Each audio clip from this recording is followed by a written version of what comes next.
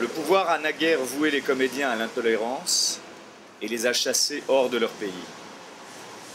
Les acteurs et les troupes peinent aujourd'hui à trouver place, théâtre et public. Tout cela à cause de la crise. Les gouvernants n'ont donc plus à se préoccuper de contrôler ceux qui s'expriment avec ironie et sarcasme, car les acteurs n'ont plus ni espace, ni parterre à qui s'adresser.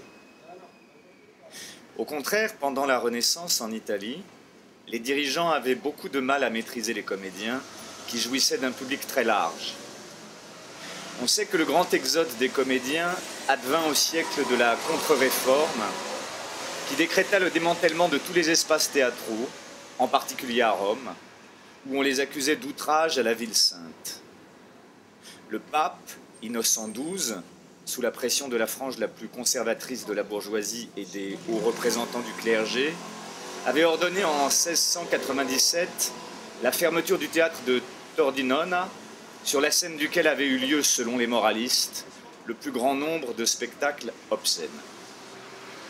Du temps de la Contre-Réforme, le cardinal Charles Borromée, en fonction dans le nord de l'Italie, se consacra de façon prolifique à la rédemption des, je cite, « enfants milanais », établissant une distinction nette entre l'art, forme la plus haute d'éducation spirituelle, et le théâtre, expression du profane et de la vanité. Dans une lettre adressée à ses collaborateurs, que je cite de mémoire, il s'exprime plus ou moins en ces termes. Nous, qui sommes résolus à extirper la plante maligne, nous avons tâché, en jetant au feu les textes aux discours infâmes, de les extirper de la mémoire des hommes